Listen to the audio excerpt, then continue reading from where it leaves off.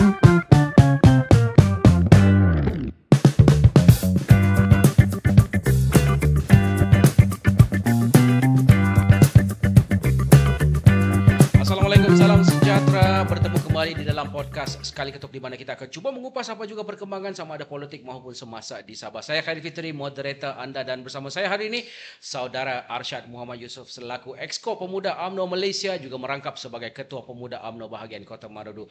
Assalamualaikum, selamat datang bro. Waalaikumsalam sahabat saya Fitri. Ya, hari ini kita sudah masuk di episod yang ke-21 dan hari ini mungkin kita akan sharing sikit, kita akan bercerita berkenaan dengan tawaran BN kepada anak muda. Okey bro, aku mau tanya kau sikit lah bro. Memandangkan kau adalah wakil anak muda di Sabah ni, dan semestinya anak-anak muda di Sabah ni cukup mengenali kau. Siapa tak kenal saudara Arsyad ni? Orang bilang, Tak kenal kah? cukup kenal ni. Exco Pemuda lagi orang bilang. Exco Pemuda Negara. Okey bro, aku mau tanya kau berkenaan dengan tawaran BN yang sudah diumumkan bersempena dengan kita punya PRU lah kali ini kan. Jadi pastinya dalam manifesto ataupun dia tidak digelar sebagai manifesto kali ini kan. Betul. Dia digelar sebagai rancangan pembangunan Sabah 1 atau RPS 1. Baik, di dalam buku ni bro, banyak yang aku baca ni berkenaan dengan lebih kepada anak muda sebenarnya. Jadi sebelum mungkin kau mengupaslah ataupun kau pun tanya aku pun boleh, tapi aku mau tanya kau dulu. Apakah mungkin kau tahu kan langkah-langkah yang BN ambil untuk tingkatkan akses pendidikan ni kepada anak muda, atau sebelum tu aku mau tanya kau mungkin objektif utama tawaran BN yang disasarkan kepada anak muda kali ini. Ya, betul. Dan terima kasih saudara Fitri ya. Ya. Ini kita berbicara soal kita punya orang kata manifesto. Tetapi konsep kali ini kita tidak panggil dia manifesto. Sebab kerana kita betul-benar mahu rakyat Sabah tahu bahawa ini bukan sekadar manifesto. Manifesto ni sudah terlalu sinonim dengan setiap kali sekiri pilihan raya. Okey. Dan juga agak kadang-kadang orang pun sangat skeptikal dengan setiap manifesto yang ditawarkan setiap kali pilihan raya. Itulah kenapa kita mengubah nama dia kepada rancangan pembangunan Sabah 1. Adakah kau rasa disebabkan perubahan, maksudnya kita BN Barisan Nasional mengubah daripada manifesto kepada namanya rancangan pembangunan Sabah 1 ni adalah bagi menarik lebih ramai anak muda untuk bersama. Memandangkan nama manifesto ni terlampau skeptikal seperti yang kau cakapkan. Betul. Jadi ini adalah satu orang bilang tarikan lah kan, tarikan untuk anak muda. Jadi untuk tawaran kali ini, adakah BN memastikan tawaran tersebut benar-benar menyelesaikan masalah yang dihadapi oleh anak muda ketika ini? Ya, kalau kita tengok daripada tajuknya sendiri pun, rancangan pembangunan Sabah 1 ini, ianya lebih mengetengahkan ataupun memperlihatkan kepada masyarakat bahawa ini adalah rancangan kita. Ianya bukan sekadar manifesto, tetapi ini adalah sebuah dasar yang bakal kita akan laksanakan ketika menubuh kerajaan nanti. Dan kita mahu supaya setiap apa yang kita rancang ini jelas dan dapat difahami oleh masyarakat di luar sana, terutama dalam segmen anak-anak muda. Kita seringkali dijanjikan di dalam manifesto dengan lembaran yang berjela-jela tanpa pun ada hala tuju yang lebih jelas. Sebab itulah kenapa dalam kita punya RPS 1, kalau kita singkatkan RPS 1 ni, ianya dalam isi kandungan itu lebih jelas apa yang ditawarkan dan bagaimana kaedah ia yang dilaksanakan.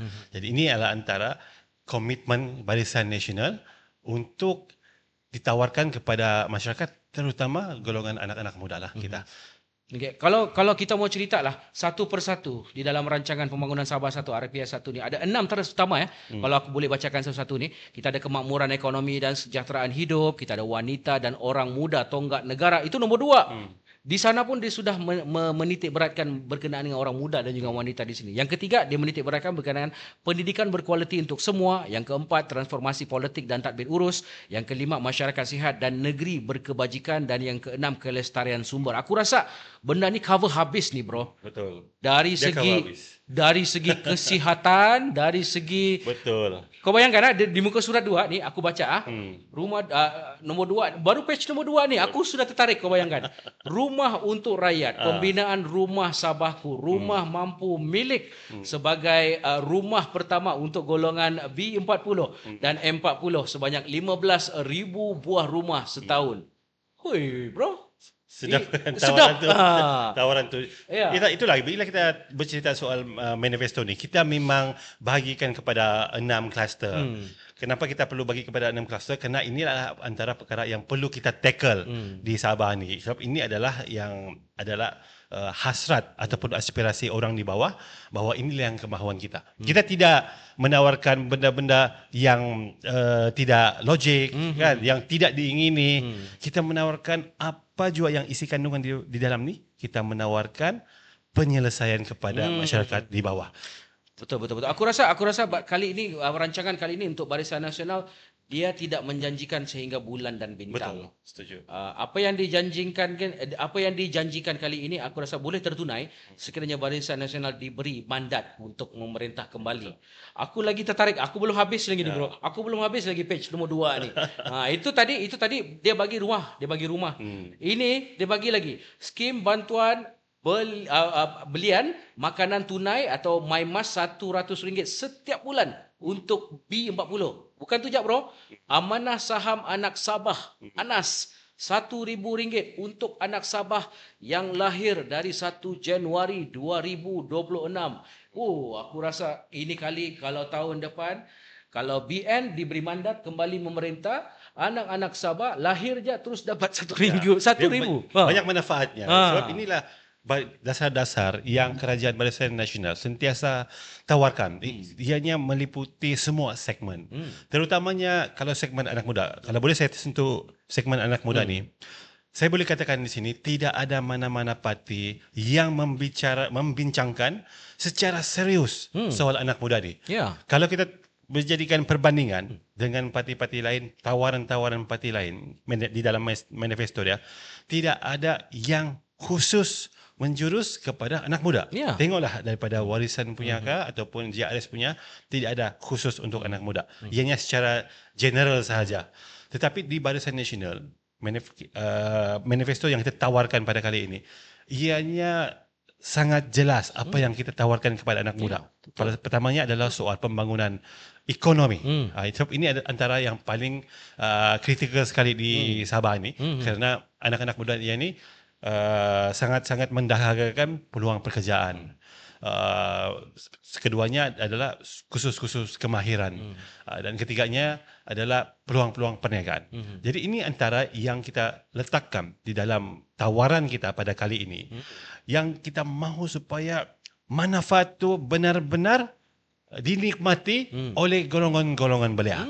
Kalau kita jadikan comparison juga kepada manifesto yang lain, dia punya segmen tu dia terlalu general dan bila kita baca pun kita tidak tahu apakah yang dapat kepada anak-anak muda ni. Apa yang paling jelas di dalam tawaran yang parti-parti lain ni adalah tawaran tunai. Inilah yang biasa kita dengar daripada parti-parti lain, bahawa cash insentif ni yang sering kali ditawarkan kepada anak muda. Tetapi dia orang lupa, cash insentif ini bukan segala-galanya yang dimaukan oleh anak muda. Kita memerlukan sebuah dasar yang menyokong kepada pembinaan ekonomi diorang. Salah satu yang saya boleh berikan contoh di dalam manifesto kita kali ini, dalam segmen kluster anak muda, kita mahu anak-anak muda ini terlibat dan juga menceburi bidang-bidang pertanian. Kenapa? Kerana sudah semestinya Sabah ini mempunyai kelebihan dari segi tanah yang cukup luas. Jadi dalam tawaran kita ini, instead of kita bagi tanah-tanah kepada korporat besar, 70,000 ekar, 80,000 ekar kepada korporat besar, kita di Pemuda UMNO Barisan Nasional kita mencadangkan di dalam tawaran ini agar sekumpulan usahawan anak muda diberikan tanah berstatus TOL untuk diusahakan sama ada pertanian, penternakan maupun pertanian lah. Dan ianya tertulis di sini di muka 9. Sangat jelas. Dan kalau saya boleh jelaskan di sini, boleh saya bacakan, program penorokan muda atau pemuda akan diperkenalkan dengan memberikan kemudahan tanah berstatus sementara atau TOL secara berkumpulan untuk diusahakan melalui aktiviti pertanian, penternakan dan aquakultur dengan saluran dana serta bimbingan agensi berkaitan. Bukan saja dibagi tanah secara percuma, diberi lagi latihan lagi. Betul. Itulah itu kombinasi yang paling penting. Ini satu package yang cukup lengkap, bro. Betul. Ini bermakna selepas ni anak-anak muda orang bilang tak perlulah orang bilang mengeluh sampai keluar ke orang bilang ke seberang mencari pekerjaan, ada yang sampai ke Korea mencari kerjaan. Sekarang di sini saja. Di sini saja boleh sudah. Fitri, kita punya kekuatan negeri Sabah ni, kita punya tanah yang luas. Okey. Kan? Jadi selain daripada tanah yang luas, lautan juga luas. Kita tengok banyak kalau dalam konteks perikanan. Okey. Kita lihat banyak orang yang mahu mencuburi bidang perikanan. Tetapi kadang-kadang dorang ni hanya buat secara kecil-kecilan. Jadi kali ini penawaran kita mahu melihat industri ini lebih besar lagi. Yang mana kita mahu supaya penternakan berskala besar ini dapat diberikan kepada anak-anak muda dengan menyediakan sebidang ataupun tanah ataupun yang berada di lautan ni untuk diusahakan secara komersial. Dan kita bagi berstatus TOL dan kita tengok sebelum-sebelum ni ada tapi tidak diperkasakan. Kita bagi orang berstatus TOL ni dan usahakanlah perikanan ini. Dan kita nampak kalau macam di tempat saya sendiri di Kota Maludu, kita ada penternakan ikan kerapu dalam sangkar. Okey. Dan juga 2 dalam 1 tahu. Satu lagi kupang. Dalam satu sangkar tu dia akan ada 4 petak untuk ternakan ikan kerapu dan juga kupang. Jadi inilah antara yang kita mau perluaskan di seluruh Sabah. Kerana konsep ini kita lihat benar-benar membantu ekonomi anak muda di kawasan-kawasan yang akan terlibat nanti. Ya, betul. Bukan tu saja, bro. Bukan setakat pertanian, bukan setakat penternakan yang Barisan Nasional offer untuk budak ni. Untuk anak-anak muda. Selain daripada tu, Barisan Nasional juga offer bagi tawaran mewujudkan koperasi usahawan anak muda di setiap daerah, bro. Untuk membuka peluang ekonomi menerusi program Mentorship GLC Sabah. Hui, bro. Kalau saya boleh ulas yang ini pun antara inspirasi daripada belia-belia yang berniaga di bawah. Konsep yang kita tawarkan ini adalah konsep mentorship. Yang mana kalau kita lihat, kita ambil sebagai contoh desa sebagai GLC Kerajaan Negeri Sabah. Kita mahu ada sekelompok anak muda usahawan yang menternak lembu tenusuk. Di bawah bimbingan mana? Di bawah bimbingan syarikat GLC yang sudah pakar di dalam industri ini. Jadi bimbingan ini secara berterusan ataupun boleh kita istilahkan konsep contract farming. Yang mana sebagai contoh tadi, desa akan membimbing usahawan ini menternak lembu tenusuk sehingga mengeluarkan susu dan juga dibeli semula oleh syarikat desa ni untuk mengeluarkan produk susu untuk mereka. Pasal kita maklum supply kepada susu lembu ni tidak pernah cukup. Permintaan terlalu besar.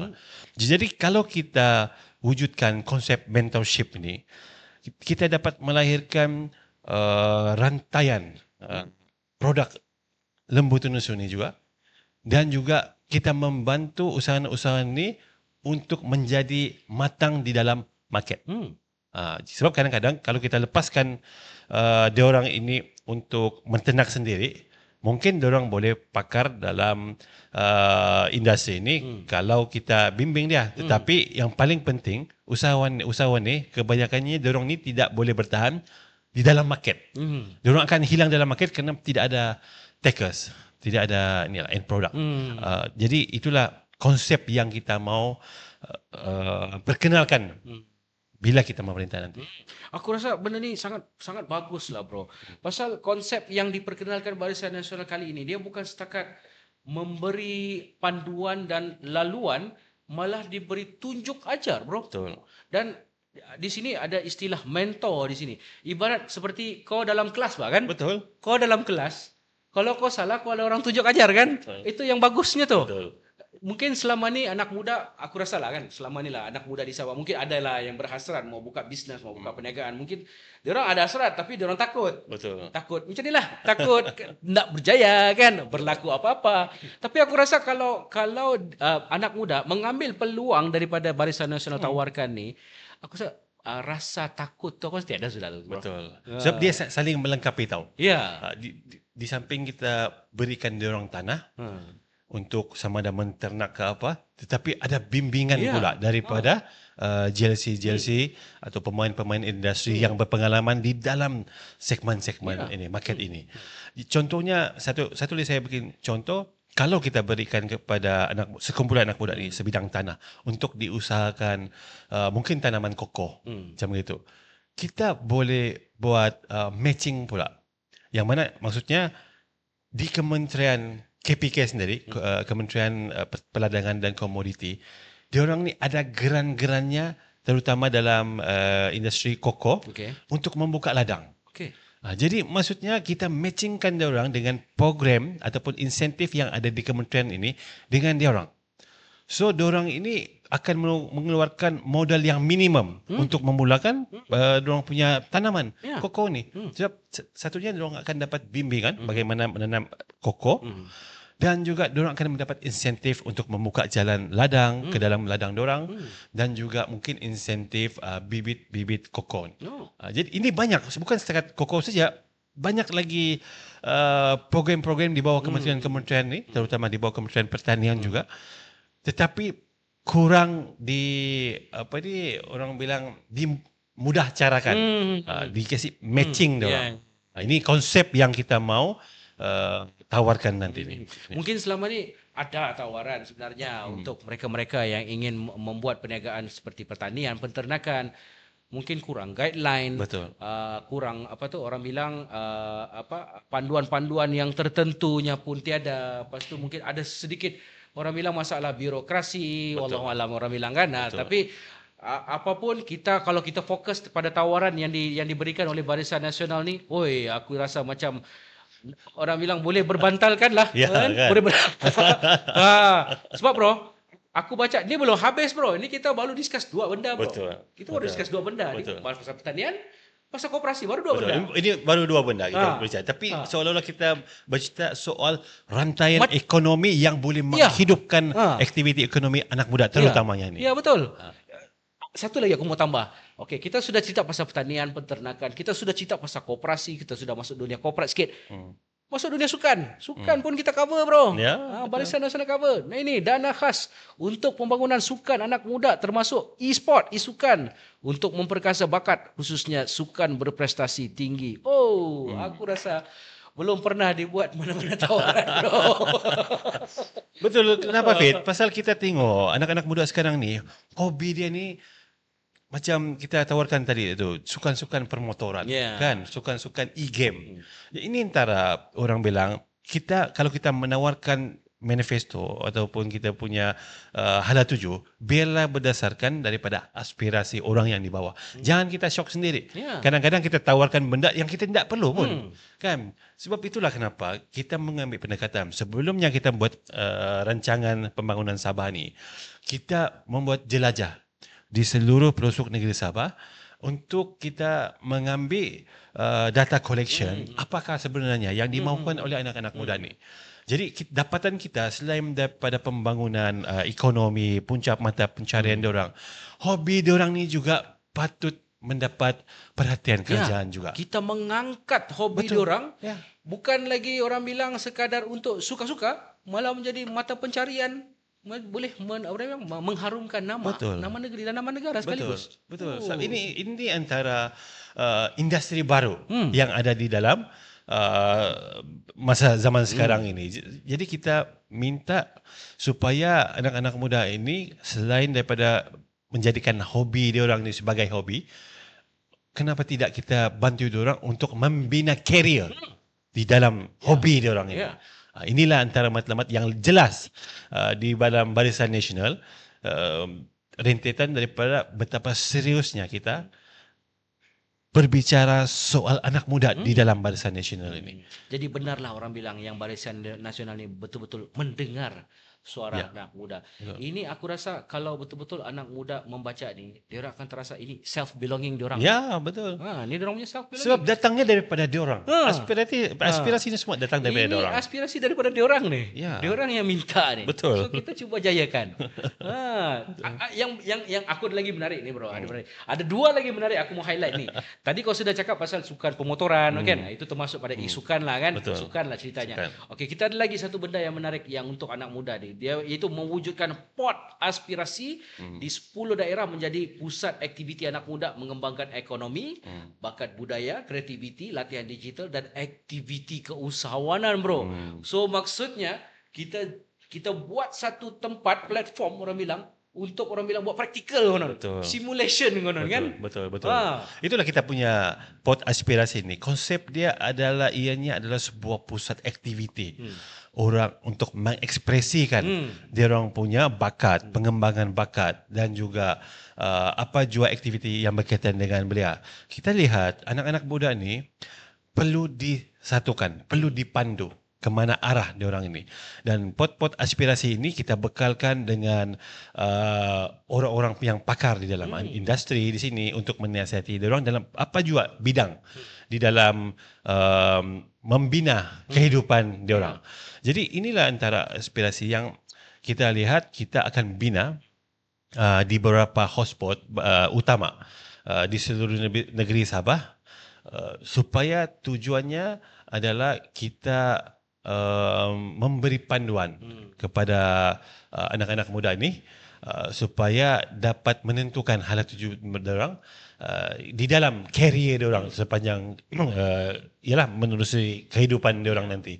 Dan juga kita tidak mau juga belia-belia ni terlalu dialah kadang-kadang kita lihat orang lihat e-game ni membuatkan orang supaya tidak bersosial kan, tetapi kita mahu supaya elemen-elemen begitu kita kurangkan dan kita mahu anak-anak muda ni bersosial di dalam pot aspirasi ni.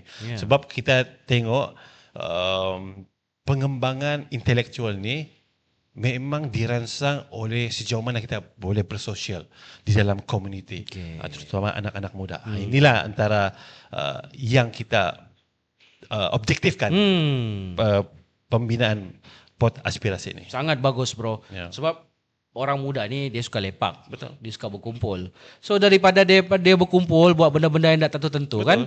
Ya. Bagus lagi dia berkumpul di sini kan. Betul. Dapat lagi manfaat, dapat lagi ilmu, dapat lagi apa-apa yang dia rasa orang bilang lagi lebih untuk diri dia lah masa depan dia kan bro. Tapi yang aku paling aku respect lah Barisan Nasional, dia boleh bagi ni bersama orang muda kan. Ya, betul. Dia boleh bagi apa bro? Dia boleh bagi program pemberian lesen lori GDL bro. Ini program Percuma untuk golongan orang muda B40. Betul. Ini program antara yang paling rare lah. Memang rare bro. Memang rare lah.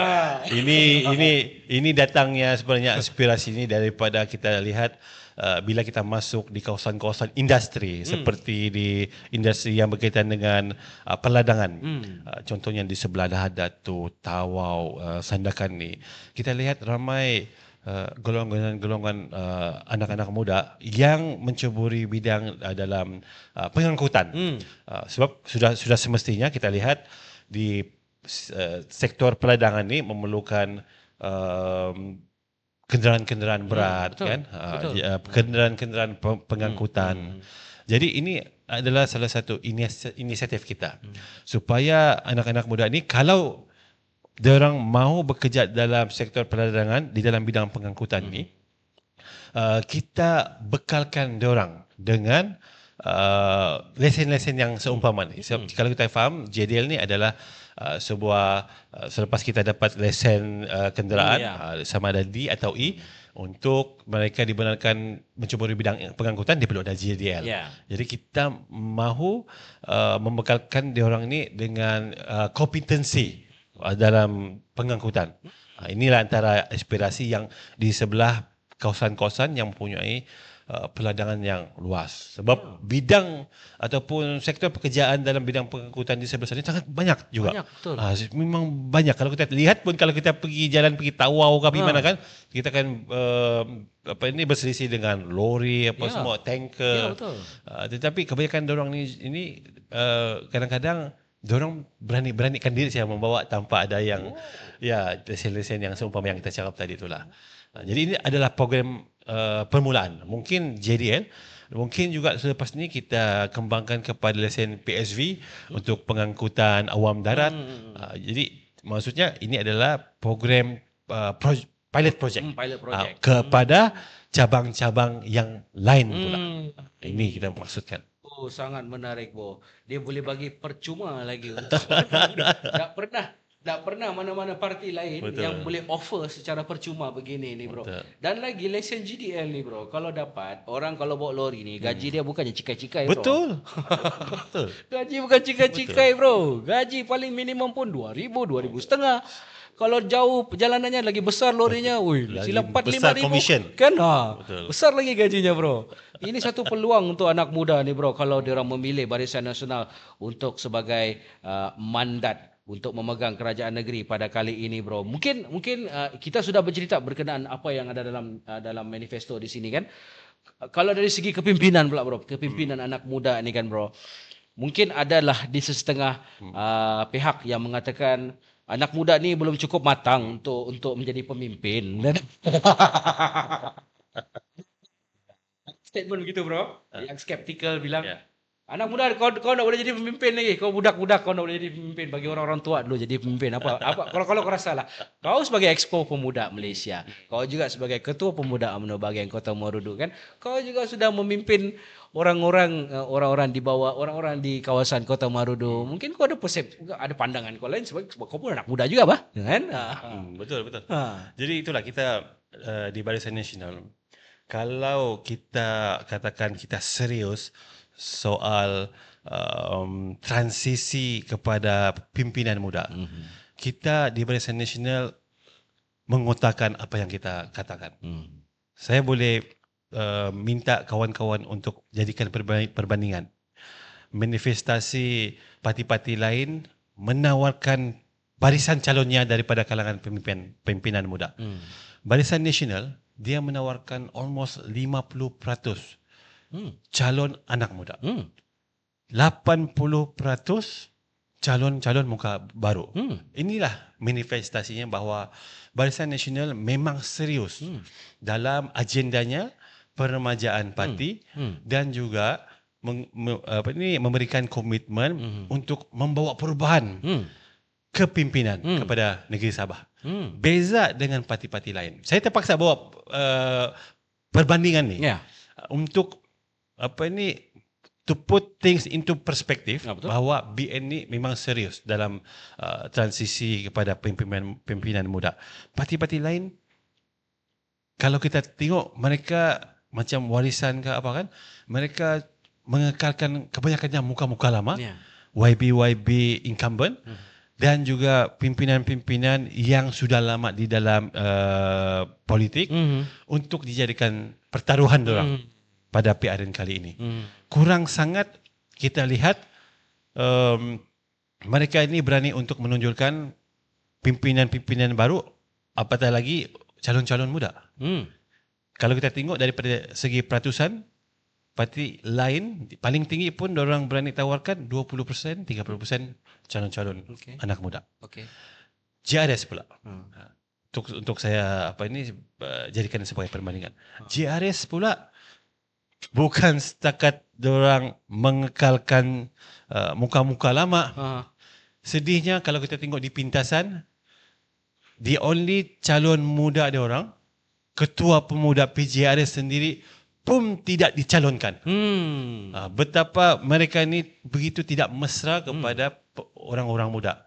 Sangat Dan rugi. Sangat rugi. Ya. Dan meletakkan calon yang jauh lebih berumur daripada calon yang sebelum ini. Jadi inilah antara yang patut diberi pertimbangan oleh masyarakat. Bahawa kita harus memilih parti yang benar-benar mahu membawa perubahan kepada wajah politik di Sabah. Terutama cakap-cakap yang di luar sana, kita mau pemimpin muda. Kenapa kebanyakannya menjual kita mau beri kepada pemimpin muda? Sebab daripada segi komposisi pun memang sudah almost 60-70% ni adalah anak muda yang mengundi. Betul. Jadi itulah kenapa kesempatan kali inilah bah. Kan kalau kita tengok, kalau kita mahu membawa perubahan kepada amalan politik kita di Sabah ni, kalau kita mau melihat perubahan wajah pemimpin yang mengemudi kerajaan nanti, lihatlah kepada tawaran yang ditawarkan oleh parti-parti. Siapa yang mendorong pasang ni? Betul. Dan untuk PRU kali ini hampir 1.7 juta jumlah pengundi ya. Betul. Dan hampir 900,000 ya pengundi muda untuk PRU kali ini. Betul. Dan saya kira kalau parti-parti di luar sana tidak mengutamakan calon-calon yang muda adalah rugi ya. Betul. Dan kita boleh buktikan di sini. Barisan Nasional pun telah membuktikan di bawah Barisan Nasional Sabah telah pun diremajakan. Di mana buktinya di sini kita boleh nampak 80% calon muka baru dan hampir 50% calon-calon anak muda. Betul. Ini adalah saya kira bukan satu peluang untuk orang Sabah terutamanya sekiranya anda ingin memilih kestabilan dari perancangan ni bro, dari perancangan pembangunan Sabah, aku yakin bro, aku yakin yang Sabah boleh kembali stabil sekiranya Barisan Nasional diangkat kembali menjadi kerajaan negeri. Kalau kau pula bro, apa pendapat kau? Ya, itulah kita kalau dari segi track record pun kita dari dulu menawarkan dasar-dasar kerajaan, polisi-polisi yang begitu memberi impak besar kepada negeri Sabah. Dari segi pembangunan infrastruktur, pembangunan modal insan, tenaga kerja, industri. Itu adalah antara yang patut menjadi asas pertimbangan oleh masyarakat lah di luar sana dalam menentukan undi dia orang. Kita tidak boleh lagi terperangkap dengan emosi ataupun menjadikan sentimen tu sebagai panduan kita untuk memilih. Kerana kali ini saya rasa paling penting adalah parti mana yang boleh membawa pembangunan. Dikatakan negeri kita ni sudah 10 tahun mundur daripada negeri-negeri lain. Itu bermakna kita tidak mampu lagi untuk melihat terbantutnya pembangunan di Sabah. Jangan kita berkira-kira lagi dengan sentimen-sentimen yang dibawa oleh parti-parti politik yang sempit ni. Ya betul. Aku cerita pasal sentimen, memang aku tak setuju lah kalau parti-parti di luar sana, parti-parti yang lain ni yang memberikan, asal kalau berucap membawa sentimen-sentimen kebencian, membawa sentimen-sentimen yang membawa kepada kemarahan kepada orang, membawa sentimen lebih kepada kaum, agama. Bagi aku benda tu orang bilang tidak profesional.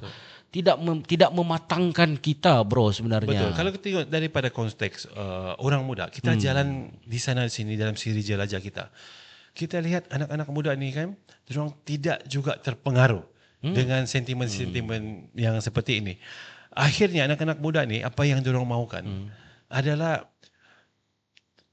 peluang-peluang pekerjaan, peluang-peluang ekonomi, peluang-peluang kemahiran, pendidikan yang diorang dambakan.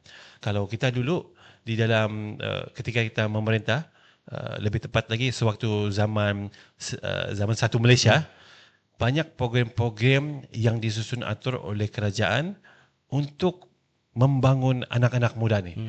Kita ada dulu SLIM, Skim Latihan Satu Malaysia, Pekerjaan Satu Malaysia. Banyak program-program di bawah brand Satu Malaysia ini yang kita tidak lihat lagi pada ketika ini. Ya, betul. Inilah antara program-program yang sepatutnya menjadi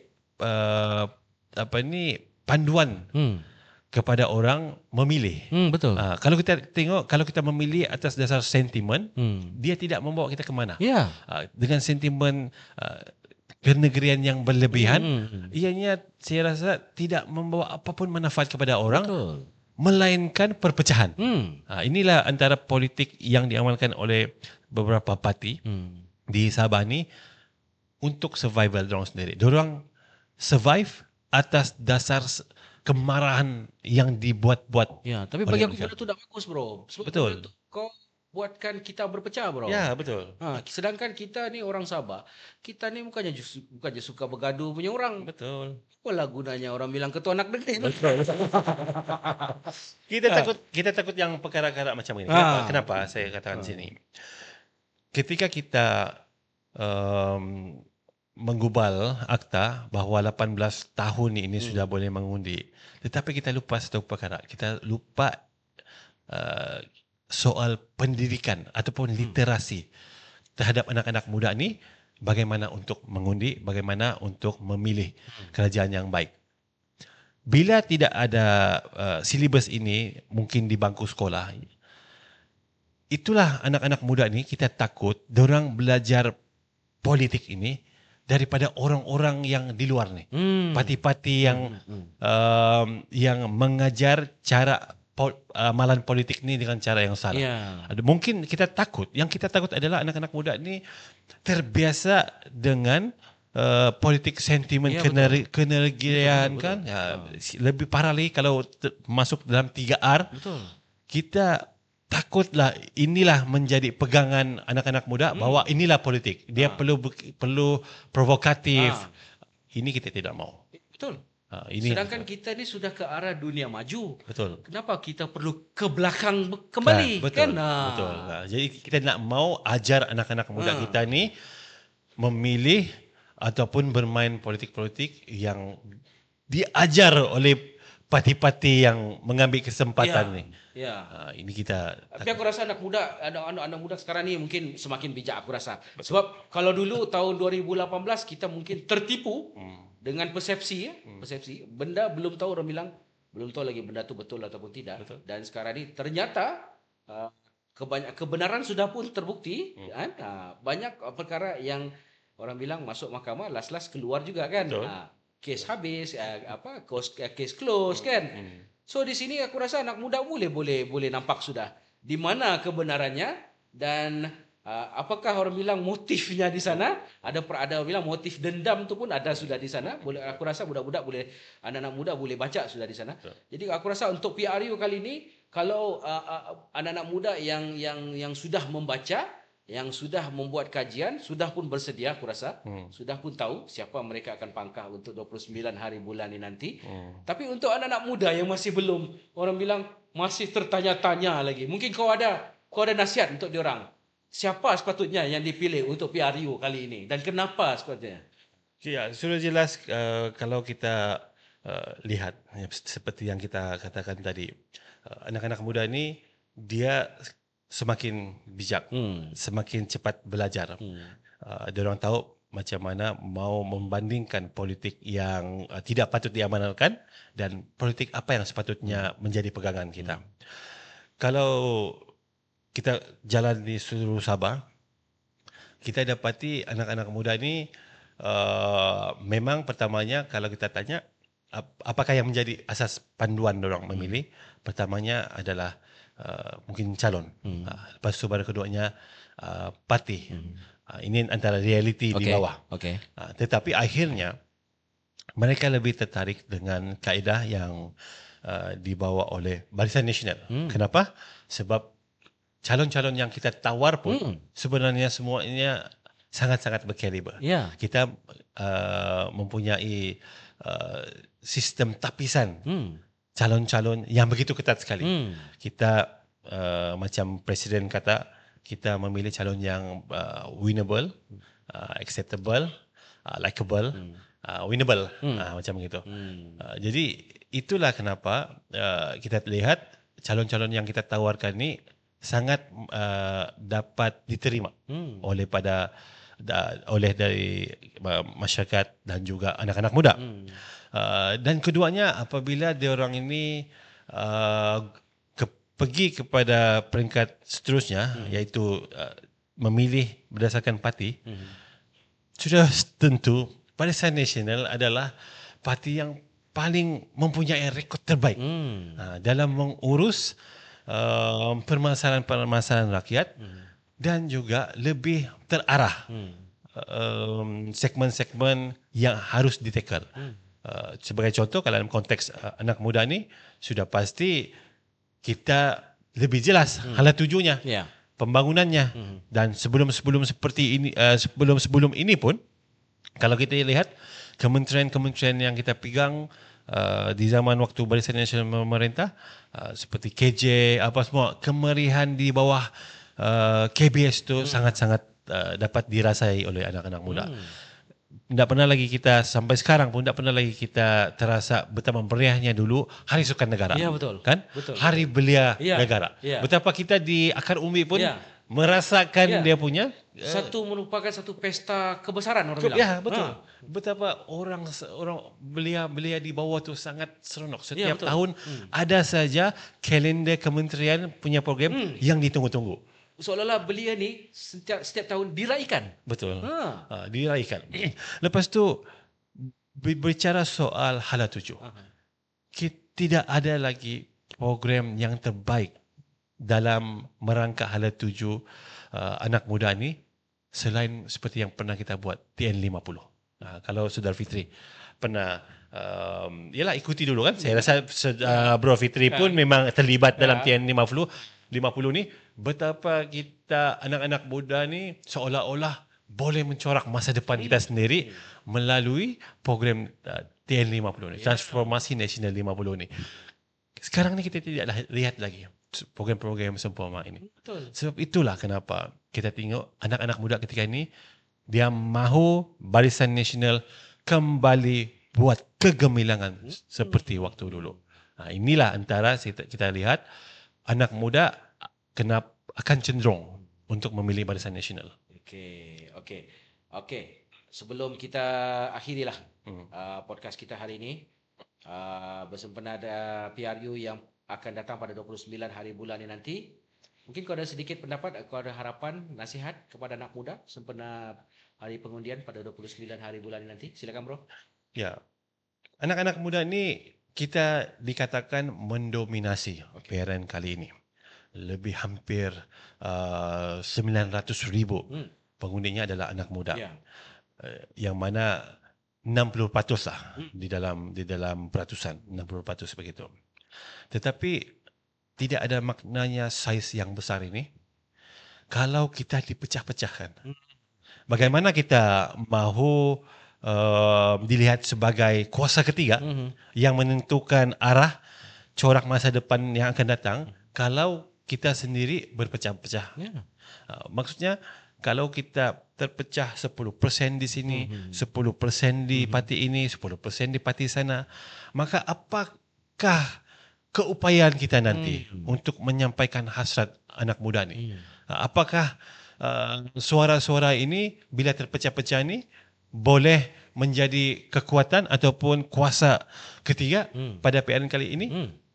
Nasihat saya supaya anak-anak muda ni dia ni very objektif.